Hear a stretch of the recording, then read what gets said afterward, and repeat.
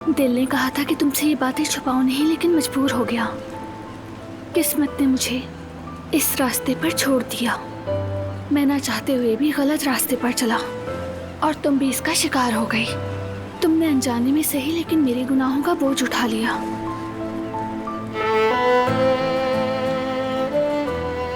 बाबा ने लिखा है कि मैं एक अनचाहे रास्ते पर चला गया और मेरे गुनाह की सजा तुमने पाई। इसका क्या मतलब हुआ बारान? ऐसा क्या हुआ कि उन्होंने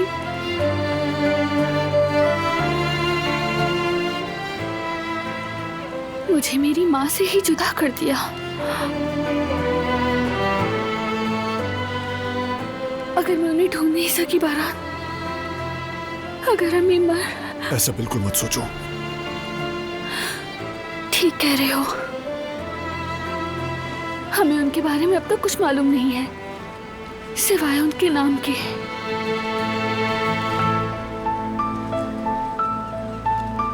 फिक्र मत करो बारान, मैं खुद को अब बेहतर महसूस कर रही हूँ।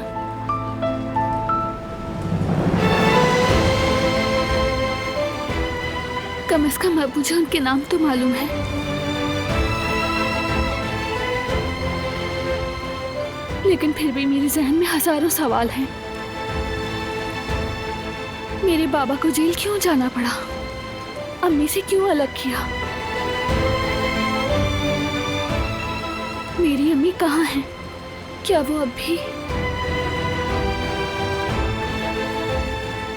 मुझे तलाश कर रही हैं, मोहब्बत करती हैं?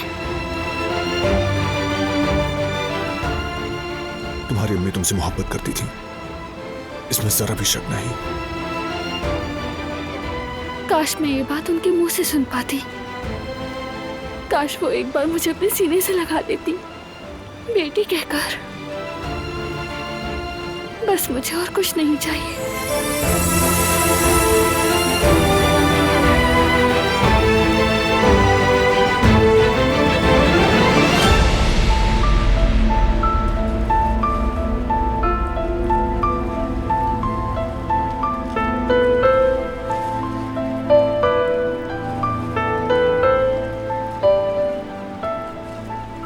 चलो चले। कहाँ?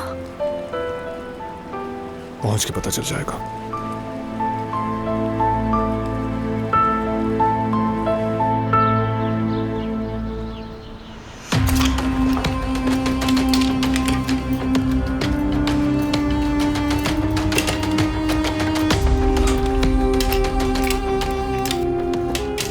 क्या कर रही हो हनीफा?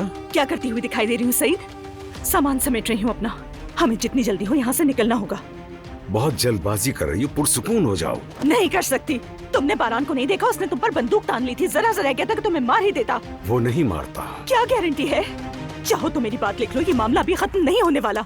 थोड़े ही वक्त में कराबे खानदान को भी सब पता चल जाएगा और वो हमें कभी भी माफ नहीं करेंगे। हसन तो पहले ही ताक में बैठा है, मौका मिलते ही वार करेगा। अपनी भाभी को मारने वाले आदमी से कुछ भी बैद नहीं। इस मुश्किल वक्त में तो हमें जमरुद के पास ही जाना पड़ेगा सईद। क्या हो गया हनीफा? जर्मनी जाना इतना भी आसान नहीं है, और अगर चले भी गए तो कहाँ रहेंगे बताओ?